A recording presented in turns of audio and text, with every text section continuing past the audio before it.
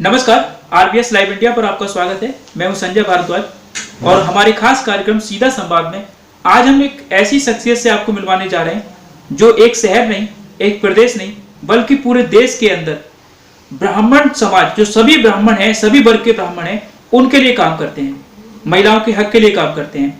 हालांकि ये भारतीय जनता पार्टी के लिए भी काम करते हैं, पर यहाँ ग्वालियर में आज इनका आगमन हुआ है सभी ब्राह्मणों के एकजुट करने के लिए। जो एक संगठन है यहाँ पर ग्वालियर के अंदर नहीं, पूरे विश्व के अंदर एक संगठन है, वो बहुत बड़े स्तर पर वो काम करता है, बहुत बड़े बड़े उसमें पदाधिकारी हैं। तो संगठन का नाम जो है वो है ब्राह्मण अंतर्राष्ट्रीय संगठन। उसके पूरे देश की अध्यक्ष, महिला अध्यक्ष हैं, ये राष्ट्रीय अध्यक्ष हैं और उनसे हम बात करेंगे। इनका नाम है सावित्री पांडे जी। मैडम, आपका ग्वालियर की जमीन पर सबसे पहले तो स्वागत है, वंदन है, अभिनंदन है जी। आप ग्वालियर आए हैं, किस किस काम से आप ग्वालियर आए हैं, थोड़ा सा सबसे पहले तो दर्शकों को हमारे ये बता दीजिए। अभी तो बालेंद्र शुक्ला जी ने जो मीटिंग रखी है, ब्राह्मण अंतर्राष्ट्रीय संगठन 1982 में स्थापना हुआ था। हमारे आचार्य प्रभाकर मिश्र जी गुरुवर, उन्होंने स्थापना की थी और जब ब्रह्मलीन हो गए तो उनके पुत्र हैं, ज्येष्ठ पुत्र उदय मिश्रा जी, अभी परमाध्यक्ष वो हैं। आज वो प्रोग्राम में आने वाले भी हैं, हमारे महिला संगठन के प्रोग्राम में। आज प्रदेश का प्रोग्राम है, उसमें मुझे बुलाया गया है क्योंकि राष्ट्रीय अध्यक्ष के नाते कि आप आइए, कुछ वक्तव्य रखिए। और बालेंद्र शुक्ला जी के यहाँ भी उनका राष्ट्रीय अध्यक्ष बनने की खुशी उत्सव में सबको हर प्रदेश से बुलाया गया है, तो वो मीटिंग भी अटेंड करने आई हूँ मैं। सबसे पहले यहाँ पे प्रभाकांत शुक्ला जी हैं मिश्र, उनकी पत्नी उषा शुक्ला है।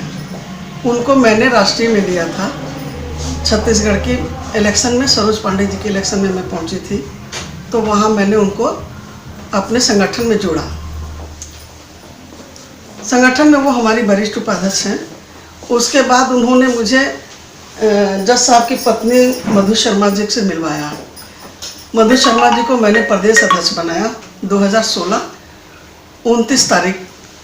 29 जनवरी 2016 में इनको मैंने प्रदेश अध्यक्ष बनाया।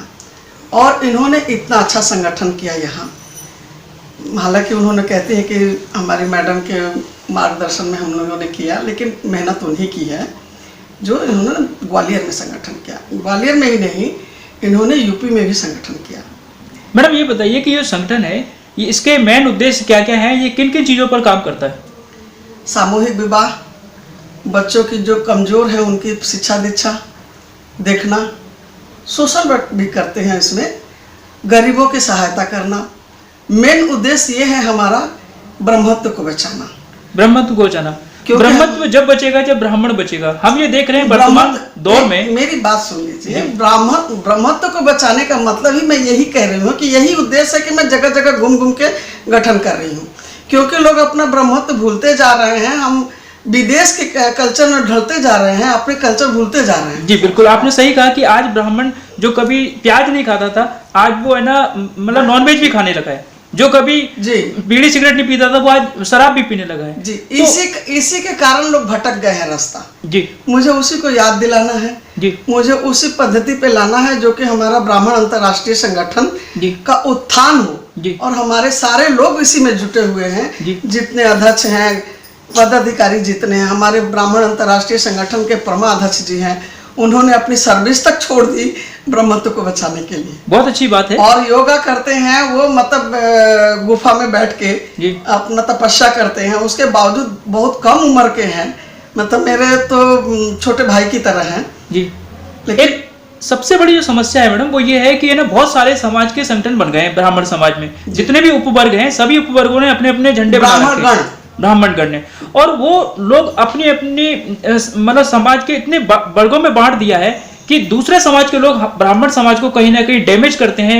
तब ब्राह्मण समाज अपने आप को असहाय होता है। राजनीतिक रूप से भी हम देख रहे हैं कि ब्राह्मण जहां पर है, अब ये एमपी की बात कर ली जाए, 6 जगह से प्रत्याशी खड़े थे, 6 के 6 हार गए और दूसरे समाज के जीत गए। तो ब्राह्मण समाज के लोग ही ब्राह्मण समाज के लोगों को वोट नहीं देते हैं।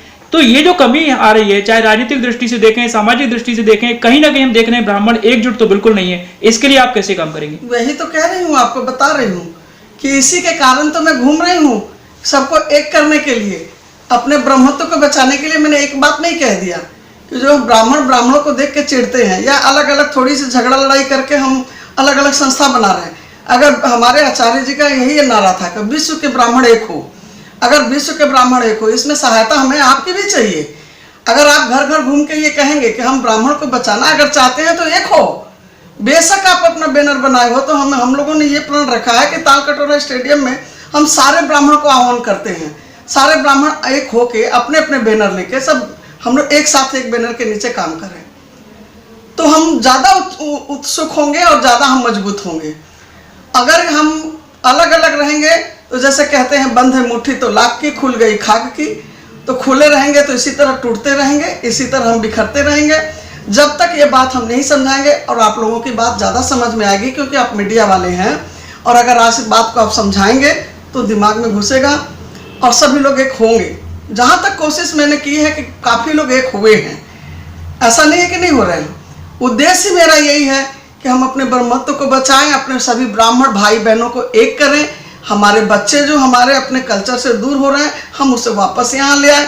विदेश के लोग हमारे कल्चर अपना रहे हैं, हम उनकी बहुत अच्छी कल्चर बात अपना रहे हैं। बहुत अच्छी बात आपने बोली है। मैडम ये बताइए कि आप बंगाल से आए हैं जी, वहाँ के लोग जो है वहाँ भी ब्राह्मण बहुत संख्या में है जी, तो वहाँ के जो ब्राह्मण हैं वो किस तरीके से थोड़ा सा है ना जो नॉर्थ ईस्ट और जो और उत्तर भारतीय जो ब्राह्मण है उनसे कितने डिफरेंट हैं, या फिर है ना बहुत सारी चीजें जो आपको लगता है कि यहाँ पर आने के बाद आपने देखा कि सब समानता है? नहीं, डिफरेंट वहाँ नहीं है। बंगाल में बंगाल के बंगाली ब्राह्मण हैं, वो बहुत अपने ब्राह्मणत्व को मानते हैं, ऐसा बात नहीं है। लेकिन चूंकि कि मीट मछली जो खाना कहते हैं ना, बंगाल के बंगाली लोग खाते हैं क्योंकि वो नहीं छोड़ सकते, क्योंकि उनके खून में है, और वो उनको भोग लगाते हैं। माँ काली को भोग लगता है मीट की और मछली की जी, दाकनेश्वर काली को भोग लगता है, तो वो खाते हैं। पर ब्राह्मण ब्रह्मत्व में उनकी कोई कमी नहीं है, बहुत अच्छी निष्ठा है उनकी, एकता भी है। ऐसा नहीं है कि नहीं है एकता। एक बंगाली को अगर एक कोई कुछ बोल दे तो वो मारने पर उतारू हो जाते हैं। जी जी, ऐसा नहीं है कि नहीं। हमारे मध्य प्रदेश हो या यूपी हो तो हम लोग में आपस में थोड़ा तनाकसी है, मैं नहीं कहती, थोड़ा बहुत है जी, लेकिन हम उसे अच्छा कर लेंगे। मैडम आप महिला संगठन की राष्ट्रीय अध्यक्ष हैं जी, तो मैं महिलाओं से जुड़ा हुआ एक प्रश्न आपसे करूंगा कि ब्राह्मण समाज में जब शादियां होती हैं तो महिलाओं ब्राह्मण संगठन में नहीं, सभी ब्राह्मण समाज के लोग जो शादी संगठन नहीं, जो आम परिवार है वो शादी करते हैं, किसी संगठन से नहीं भी जुड़े हैं पर ब्राह्मण हैं, वो शादी करते हैं, तो हम देखते हैं कि वहां पर एक दहेज प्रथा जो है, बच्ची के साथ में इतना चाहिए, और बच्ची जब होती है तो एक मतलब टेंशन सी हो जाती है, अरे अब इस गरीब परिवार में आपके घर में लड़की है तो बिल्कुल है, और मैंने तो मांगी है भगवान से दीजिए, मैं शादी करती हूँ, अपने बेटे का एक पैसा तिलक नहीं लूंगी। मैं अपनी बात नहीं कर रहा हूँ, मैं बात कर रहा हूँ उन परिवारों की मैं जो इस तरह की बात करते हैं। आप मुझसे कह रहे हो इसीलिए मैं उस प्रथा को खत्म करने के लिए मैंने बिल्कुल खत्म कर दिया जी। पूछिए हमारी बहनों से, मैंने अपने सबसे पहले इस बात को रखा, मैं एक कपड़े में लड़की उठा के ले आऊंगी, बशर्ते मुझे लड़की अच्छी चाहिए, सुंदर चाहिए। अगर सुंदर नहीं होगी, ब्राह्मण होगी, सुंदर नहीं होगी तो उस तरह के लड़के भी तो है ना, ऐसा तो नहीं है कि जो सुंदर नहीं है वो भी कहते हैं कि मुझे बहुत सुंदर लड़की चाहिए। तो पहले तुम अपनी शक्ल तो देख लो, तब उस लड़की का शक्ल देखो जी, मैं ये भी कहती हूँ। अच्छा, शादी के बाद जिन बच्चियों के साथ में अत्याचार होता है परिवार के अंदर, कि बहुत सारी चीजों को लेकर के उनको टॉर्चर किया जाता है, जो बेचारी पढ़ी लिखी नहीं है वो तो सहती हैं, लेकिन हमने देखा है कि पढ़ी लिखी बच्चियां भी कहीं ना कहीं टॉर्चर होती हैं। तो हम उसके उत्थान के लिए भी किए हैं, हमने उस उत्थान के लिए आपने ऐसी कुछ महिलाओं के लिए आपने ऐसी कुछ महिलाओं के लिए कुछ काम किया हो, कोई आपको उदाहरण आपको देना चाह रहे हो, कुछ बताना चाह रहे हो हमारे दर्शकों? मैंने ऐसा काम इसलिए किया है कि मैं अपनी बहनों से कहा है जी कि हमारे संगठन में काफी बहनें वकील हैं जी, और जज साहब की पत्नियां हैं, जज साहब की अभी हमारे प्रोग्राम में आई हैं जी, जस्टिस गायत्री शर्मा रिटायर हुई हैं, अभी यूपी से हैं, लेकिन अभी वो नोएडा में अपने पुत्र के संग रहती हैं, अभी आई नहीं हैं। आपसे अगर बात करवा दूंगी मैं। हम सभी बहनों से यही कहा है कि हम जिस भी बहन को अगर तकलीफ है हम उसकी लड़ाई लड़ेंगे, उसके हक दिलाएंगे, और पैसे के कमी अभावग्रस्त के कारण हमारी बेटियां पढ़ी लिखी नहीं होती है, नहीं होगा। बहुत बढ़िया। महिलाओं को उसे पहली हम बात पढ़ाएंगे। तो घर से निकलने की ही परमिशन नहीं होती थी। अब हम देख रहे हैं आप जैसी बहुत सारी महिलाएं हैं जो निकल करके आ रही हैं, और न सिर्फ निकल के आ रही हैं बल्कि देश के अंदर अपना नाम, अपने माँ बाप का नाम, अपने शहर का नाम रोशन कर रही हैं। तो आप उन महिलाओं से जब मिलती होंगी जो घर के अंदर रहती होंगी, ब्राह्मण समाज की होंगी, आप उनको कैसे जोड़ते हैं? उनसे मिलते होंगे, कैसे कहते हैं कि आइए हमारे सेंटर में जुड़िए, हमारे साथ में आके समाज के लिए काम कीजिए? समाज में बहनें बाहर नहीं निकलती हैं तो उनको मैं ये कहती हूँ कि बाहर नहीं निकलती हूँ, आपको परमिशन नहीं है, तो मैं जानती हूँ कि एक बार अगर कोई इस काम में आ जाए, हाथ लगा ले, तो उसको अपने आप इंटरेस्ट हो जाएगा। तो मैंने उनसे कहा है कि आपको कुछ नहीं करना, आपको बाहर नहीं निकलना है, बस आप मेरा सहयोग करिए कि मैं आपकी बहन हूँ, मेरा सहयोग करिए, और आप जैसे कि मोबाइल से संगठन करिए, बहनों से जिससे भी आपका परिचय है उनसे कहिए हमारे संग जुड़ जाओ। वो कई बहनें ऐसी हैं कि पूछती हैं कि मुझे क्या फ़ायदा है। तो अगर इस तरह की बहनें का अगर मेंटलिटी हो तो उसको तो दूर करना मुश्किल है, लेकिन तब मैं कहती हूँ कि ऐसे लोगों को बोलिए कि आप अपने घर में रहो, बर्तन मांजती रहो, खाना बनाती रहो, और बाहर के लोग आए तो लात जूता खाती रहो। आप स्वयं ऐसा बोलते सब बोलती हूँ ये बात। मतलब ये आपके अंदर गुस्सा आता है इसलिए बोलते हैं उनके लिए? गुस्सा आता है इसलिए जो इंसान ये पूछे कि हम अपने समाज में जुड़ने के लिए मेरा क्या फायदा है, मुझे क्या फायदा होगा। बिल्कुल सही कहा। तो अगर तुम्हारा फायदा, तो तुम आओगे तब पता चलेगा। आज तुम्हारी बेटी को मार रहा कोई, तुम्हारी बेटी के दहेज के लिए परेशान कर रहा, तो ये जो संगठन जाएगा लड़ने के लिए, वो फायदा नहीं है। बिल्कुल बिल्कुल। अब फायदा की बात छोड़िए, जब आप फायदा सोच रही है तो अपने संगठन को आप क्या दे रही हैं, पहले ये बताओ ना। बिल्कुल सही बात है। आप क्या दे रहे हो? आप दो तो फिर दो लेने की चेष्टा करो ना। जी।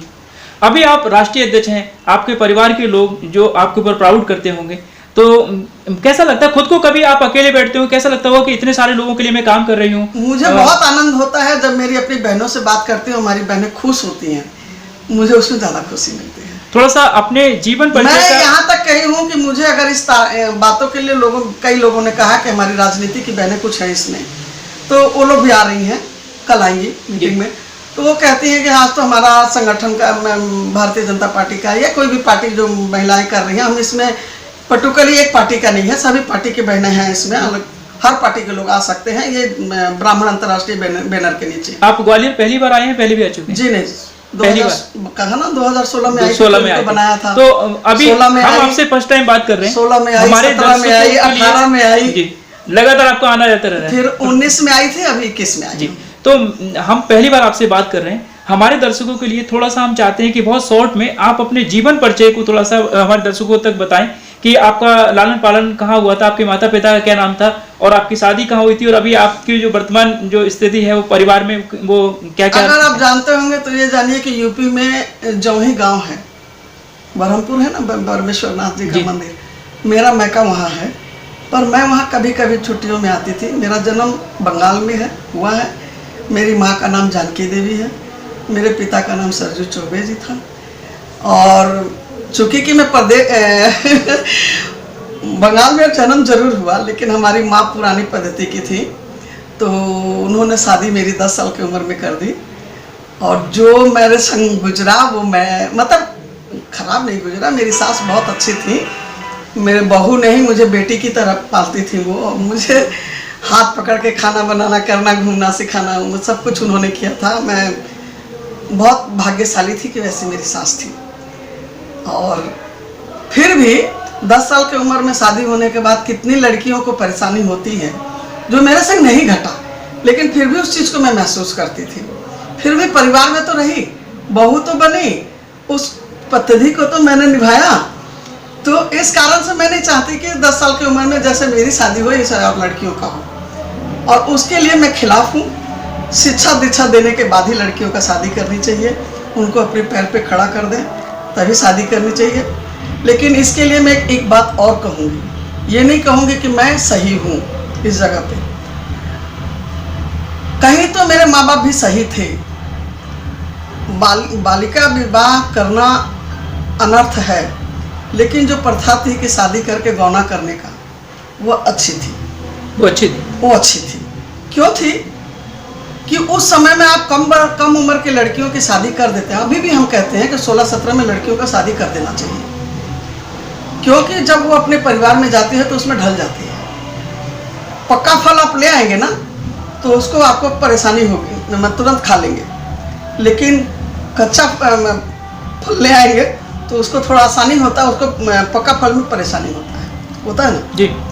पक्का फल अपने आप गिर जाता है, कच्चे फल को तोड़ना पड़ता है जी। तो इसी तरह से कुंवारी लड़कियां हैं, और लड़कियों को अगर हम कम उम्र में शादी कर, मतलब बहुत कम नहीं कह रही हूँ, 16, 17, 18 के अंदर कर देना चाहिए जी। उसके बाद अगर माँ बाप ये कहते हैं कि मैं पैर पे खड़ा करता हूँ अपनी लड़की का, जी। मैं चाहती हूँ कि अपने लड़कियों को पैर पे खड़ा करना, तो पढ़ा लिखा के तब शादी करूँगा जी। तो मैंने खुद अपनी लड़की का 16 साल में शादी किया है जी। और मैंने MA पास करवाया उसे अपने खर्चे पे जी। तो माँ बाप अगर ये चाहें और परिवार से ये कह के तय करके शादी करें कि मैं लड़की को पढ़ाना चाहता हूँ और पैर पे खड़ा करना चाहता हूँ। मैडम आप बोल रही है कि 16 साल में शादी कर देनी चाहिए, पर 16 साल में 16, शादी 17, 18 16-17 में कर देनी चाहिए, पर 18 साल से नीचे शादी करने का मतलब कानूनी रूप से कहीं ना कहीं आपके ऊपर इतनी सारी मैंने 18 बोला ना जी, 16-17 भी बोला आपने, हाँ है ना? नहीं, तो कानून का उल्लंघन हो जाएगा। कानून का उल्लंघन को छोड़ दीजिए। दूसरी बात ये भी है, वो पहले की अभी बात बताई अभी मैंने। ग्वालियर में 5 शादी के जोड़ों को पकड़ा गया सिर्फ इसी बात के पीछे किसी ने शिकायत कर दिया कि बाल विवाह हो रहा है, और अभी उसकी बाल जांच विवाह तो मैं खिलाफ हूँ जी, अभी जांच चल रही है उसकी, और वो 17 साल की लड़की 16-17 में पहले लोग कर देते थे, पहले लोग कर देते थे, पर अभी कानून 18-21 में 18-21 में बना अब हुआ 18 में है। और कर अभी देनी लड़कियां तो खुद कह रही है कि मुझे पढ़ना है तब शादी करना है। दिक्कत ये है कि माँ बाप भी करना चाह रहे हैं, पर लड़कियां कह रही मुझे तो पढ़ लेने दो, मैं अभी मुझे शादी नहीं करनी। नहीं वो ठीक है, जो लड़कियां पढ़ना चाहती हैं पढ़ाई करती हैं। अब मैं शॉर्टकट में बता रही हूँ, ज्यादा विषय अंदर नहीं जाऊंगी कि इस बात को आप भी समझ रहे होंगे कि पढ़ने लिखने के टाइम में जो अभी उम्र हो जा रही है 21, 22, 35, 30 की लड़कियां जो शादी हो रही है, इससे दुर्घटना भी बहुत हो रहा है, बहुत हो रहा है। तो मैं ये नहीं कहूँगी कि मैं महिला हूँ तो मैं ही सही हूँ। अच्छा मैडम, ये संगठन आपने कब ज्वाइन किया था, क्यों, मतलब ये तो आपने बता दिया कि आपके जीवन में बहुत सारी चीजें ऐसी हुई जिन्हें देख करके आपको लगा कि कुछ करना चाहिए और आपने किया, लेकिन आपने कब ज्वाइन किया था? मतलब मैं, हमारे आचार्य जी जिंदा थे, उन्होंने ही मुझे जोड़ा था, और मैं 2005 में जुड़ी, तब से निरंतर काम कर रही हैं? लगातार काम कर रही हूँ। अच्छा, इस बीच में कभी परिवार ने रोका कि नहीं रहने दीजिए, क्या फालतू में लगे हुए हैं? अगर परिवार रुकेगा तो निकल ही नहीं पाते ना। अच्छा, तो आपको सपोर्ट मिलता है परिवार से? हमारे हस्बैंड का सपोर्ट है। अभी परिवार में कौन कौन है? हमारे परिवार में अभी तो एक बेटा है, मैं और मेरे हस्बैंड हैं। आप बीजेपी से भी जुड़े हुए हैं जी। बंगाल के अंदर हम देख रहे हैं कि बीजेपी का तृणमूल कांग्रेस के साथ में बहुत जबरदस्त फाइट हो रहा है, तो आप अभी अभी बंगाल से आ रहे हैं, ताजा स्थिति क्या लग रही है आपको? बीजेपी का कैसा वहां पर चल रहा है प्रचार प्रसार? बीजेपी आएगी। बीजेपी आएगी। अच्छा, आपने प्रचार प्रचार किया है? प्रचार किया भी है, अभी तो प्रचार शुरू हुआ है। किस पोस्ट पर है आप वहां पर? वहाँ पे मैं उपाध्यक्ष हूँ, पश्चिम बंगाल में। पश्चिम बंगाल में पूरे प्रदेश की? जी। अच्छा, और राष्ट्रीय कार्यकारिणी में सदस्य हूँ। राष्ट्रीय कार्यकारिणी में, तो इतनी दो तीन जिम्मेदारियां आप संभाल रही हैं, और मतलब आपकी जो मतलब चेहरे पर हम देख रहे हैं कि उम्र तो कहीं दिखाई नहीं दे रही, और आप बड़ी तरोताजा सी दिख रही हैं। ग्वालियर में भी आपका रोब हमें साफ साफ दिखाई दे रहा है, और आपकी आवाज में एक बुलंदी भी है। शायद आप भाई हैं इसलिए बहन को कह रहे हैं। ऐसा है कि बीजेपी करने के वजह से ही, महिला मोर्चा करने के वजह से ही मुझ में ये ताकत आई है। अच्छा, महंगाई को लेकर के डर लग रहा है कुछ? जिस तरह से पेट्रोल और डीजल के दाम बढ़ रहे हैं, महंगाई को लेकर के कहीं ना कहीं रोष है जनता के अंदर, लग रहा है कहीं उसका इफेक्ट तो नहीं पड़ जाएगा वोट पर? नहीं, सुनिए, एक बात सुनिए कि अगर महंगाई बढ़ रही है तो महंगाई नहीं बढ़ेगी तो लोगों का तनख्वाह भी तो बढ़ रहा। नहीं, अभी तो कई लोगों के काम ही बंद हो गए कोरोना में। तो कोरोना में बंद हुआ है, तो हमारे प्रधानमंत्री जी तो कई योजना भी चलाए हैं ना। आपको लग रहा है उन योजनाओं का फायदा मिलेगा? और बिल्कुल मिलेगा। मोदी जी का चेहरा इस बार फिर चलेगा, जादू चलेगा, अमित शाह और मोदी जी का ही जादू चलेगा और किसी का जादू नहीं चलेगा। अच्छा, और जो ममता बनर्जी, हमारे ब्राह्मण बोल रही हूँ, हमारे ये बीजेपी में भी मोदी जी का ही जादू चलेगा। जो भी वोट मिलता है हमारे मोदी जी के चेहरे पे मिलता है। जी। अच्छा, एक चीज मैं पूछना चाहूंगा, एक बड़ी कॉमन सी चीज मेरे सामने मेरे अंदर आ रही है, मैं आपसे पूछना चाहता हूँ। कई बार मैं इस तरह के क्वेश्चन कुछ लोगों से करता भी हूँ कि एक तरफ पार्टी जिसके लिए हम जी जान से खड़े होते हैं, और सामने वाला जो दूसरा पार्टी है जिसे हम बिल्कुल पसंद नहीं करते, जिसे हम हमेशा लड़ते रहते हैं कि हमें इसे हराना ही है, हमें अपनी पार्टी को जिताना है, और उसी सामने वाली प्रत्याशी में ब्राह्मण समाज का प्रतिनिधि अगर खड़ा हो जाता है, तो फिर आप किसे चुनेंगे? ब्राह्मण समाज के प्रतिनिधि को चुनेंगे या अपनी पार्टी को चुनेंगे? ब्राह्मण समाज को चुनेंगे। बहुत बढ़िया। बहुत बढ़िया। ये ही शब्द अगर ग्वालियर के लोगों को और पूरे दुनिया के लोगों को समझ में आ जाए तो ब्राह्मण समाज को कोई झुका नहीं सकता। आपको जो आपने बोला है मैडम, यही लोग नहीं बोल पाते। मैं ब्राह्मण को चुनूंगी, बेशक मैं पार्टी में न रहूं, बहुत मुझे विलंबित कर दिया जाए तो भी मैं नहीं छोड़ूंगी।